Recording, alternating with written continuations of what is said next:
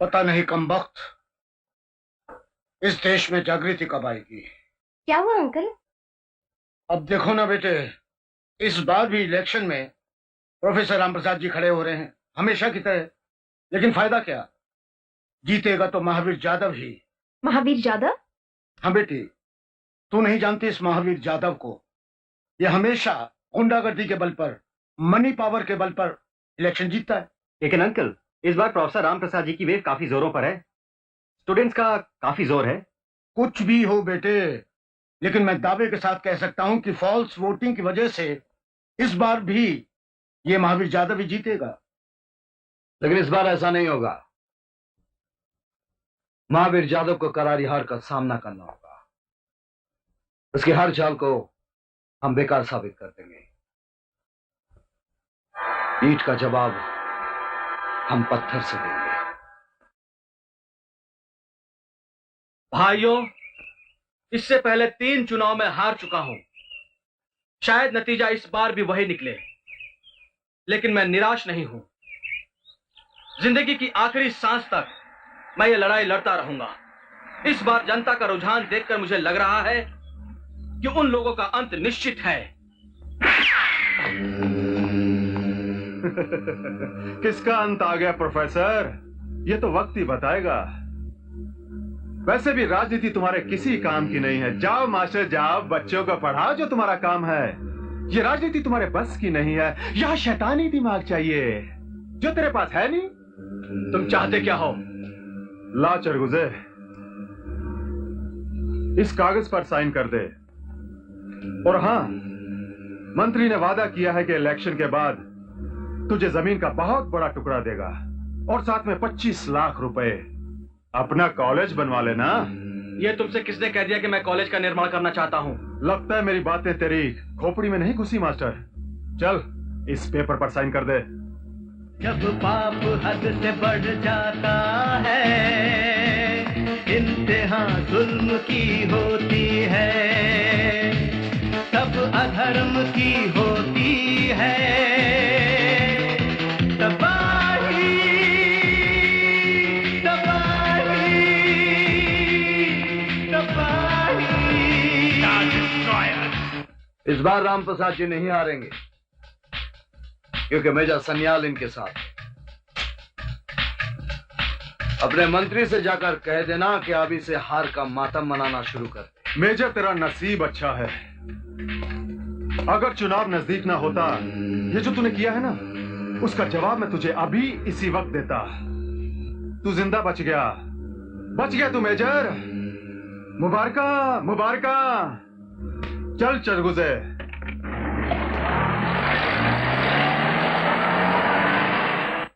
कल की मीटिंग की पूरी तैयारी हो गई? Yes sir.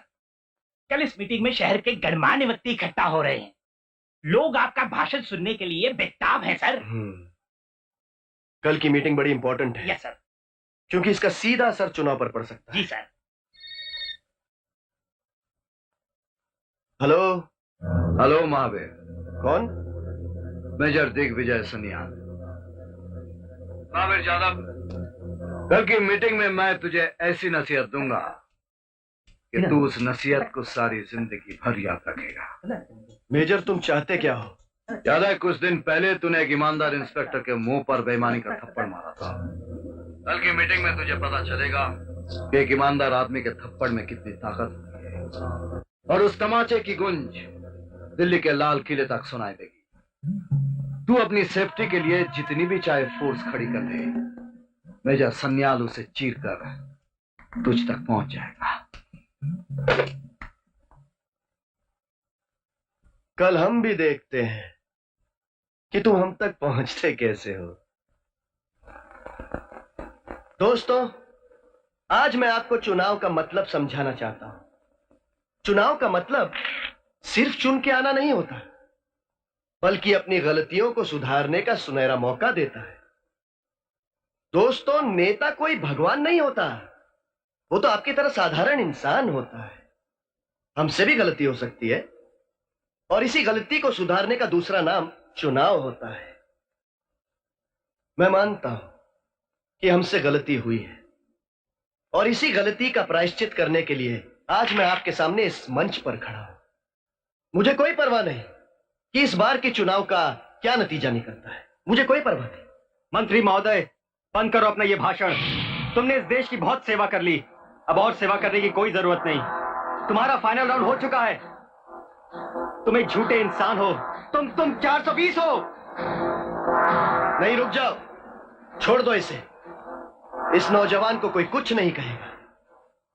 ये इस देश का नागरिक है और इसका हक बनता है कि नेता पर आरोप लगाना। बोलो नौजवान, तुम क्या बोलना चाहते हो? तुम्हारे गुनाहों की लिस्ट इतनी लंबी है कि अगर बोलने लगूं तो अगला इलेक्शन भी खत्म हो जाए। तुम्हें अपने किए की सजा मिलनी चाहिए। अगर जनता की नजर में मैं गुनहगार हूं तो मैं प्रायश्चित करने के लिए तैयार हूं, क्योंकि प्रायश्चित से ही पुनर्जन्म होता है। मंत्री महोदय, हमने यानी जनता ने अपना प्रतिनिधि चुन लिया है। वो आपको जो भी सजा देगा हमें मंजूर है। कहां है वो? मैं यहां हूं महावीर जादव।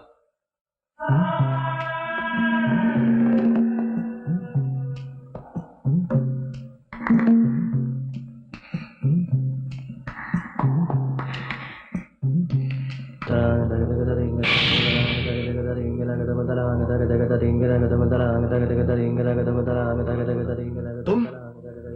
जी हाँ, मैं। तुम यहाँ आए कैसे? मेजर सन्याल जब चाहे जहां चाहे पहुंच सकता है। दुनिया की कोई ताकत उसे रोक नहीं सकती। इस वक्त मैं जनता का प्रतिनिधि बनकर तुम्हारा हिसाब करने आया।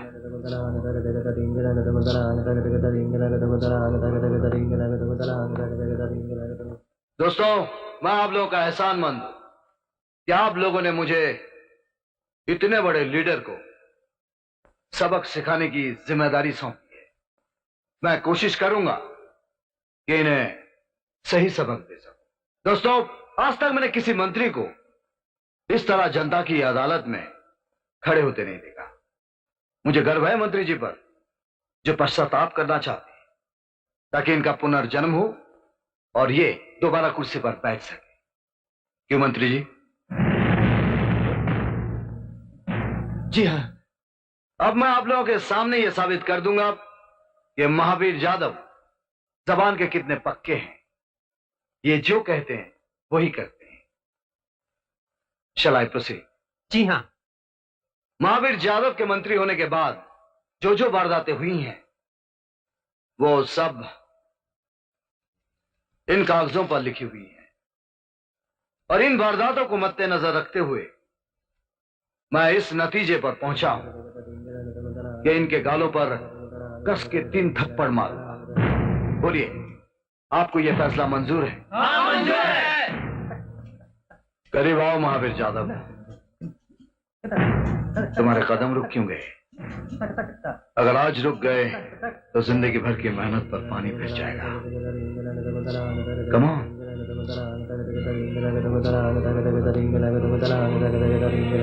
पहला थप्पड़ इसलिए मारूंगा ताकि तुम जैसे आदमी दोबारा नेता बनने का ख्वाब ना देखें।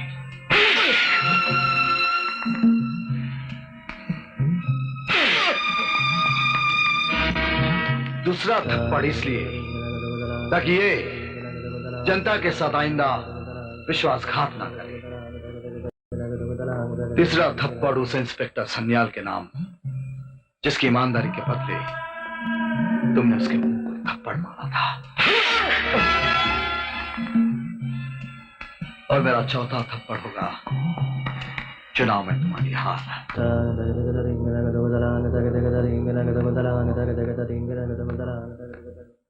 सर्वे रिपोर्ट के अनुसार महावीर जादव का पलड़ा भारी है, और इसका कारण है रुद्राक्ष का खाव। उसके गुंडों ने घर घर में जाकर लोगों को धमकाया है, डराया है, और इस चुनाव में भारी तादाद में फॉल्स वोटिंग भी हो सकती है। अब हम महावीर जादव को सपोर्ट